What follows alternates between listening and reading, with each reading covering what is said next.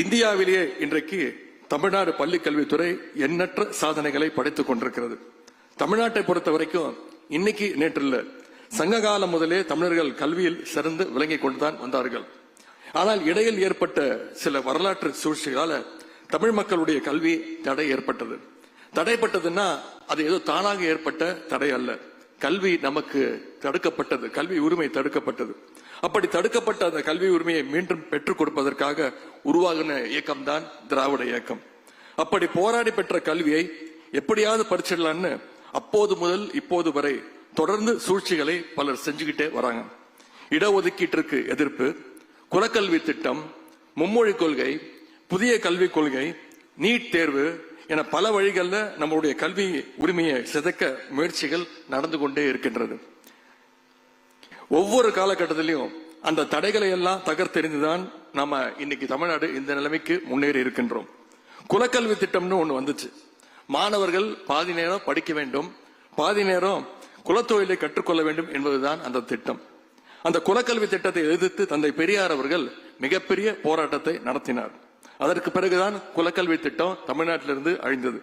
இப்போது புதிய கல்விக் கொள்கை என்ற பெயர்ல ஒடுக்கப்பட்ட பிற்படுத்தப்பட்ட சமூக மாணவர்களை கல்வியிலிருந்து வெளியேற்றுகின்ற அந்த திட்டத்தை இன்னைக்கு ஒன்றிய அரசு கொண்டு வந்திருக்கிறது.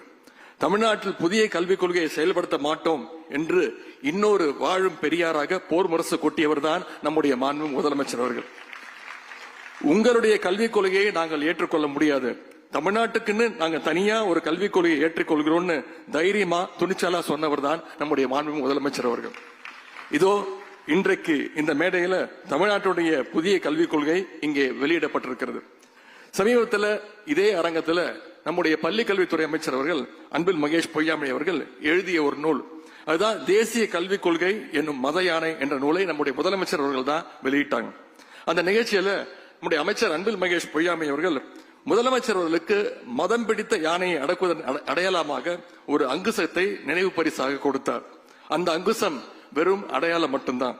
இன்னைக்கு வெளியிடப்பட்டிருக்கிற இந்த தமிழ்நாடு கல்விக் கொள்கை என்பதுதான் உண்மையான அங்குசம். மதம் பிடித்து தமிழ்நாட்டுடைய கல்வியை அழிக்க துடிப்போரை அடக்குவதற்கான அங்குசம் தான் இந்த மாநில கல்விக் கொள்கை. புதிய தேசிய கல்விக் கொள்கையின்படி மும்மொழி கொள்கையை ஏற்றுக்கொள்ள வேண்டும் என்று ஒன்றிய கல்வி அமைச்சர் சொன்னார். மும்மொழி கொள்கையை ஏற்றுக்கொண்டால்தான் தமிழ்நாட்டுக்கு வழங்கப்படக்கூடிய 2600 கோடியை தருவோன்னு வெளிப்படையாகவே மிரட்டினார்கள். 2000 கோடி அல்ல, நீங்க 10,000 கோடி கொடுத்தாலும் தமிழ்நாட்டு மும்மொழி கொள்கையை ஏற்றுக்கொள்ளாது என்று தைரியமாக சொன்ன ஒரே முதலமைச்சர் நம்முடைய முதலமைச்சர் அவர்கள். எந்த ஒரு மொழியாக இருந்தாலும் அதை கட்டாயப்படுத்தி திணிப்பதை தமிழ்நாட்டு மக்கள் ஒருபோதும் ஏற்றுக்கொள்ள மாட்டார்கள். இதுதான் தமிழ்நாட்டு மண்ணுடைய வரலாறு. செய்திகளை உடனுக்குடன் தெரிந்து கொள்ள கீழ்கண்ட கேபிள் மற்றும் டிடிஎச் நெட்வொர்க்குகளில் எம்நாடு செய்தி தொலைக்காட்சியை காணுங்கள்.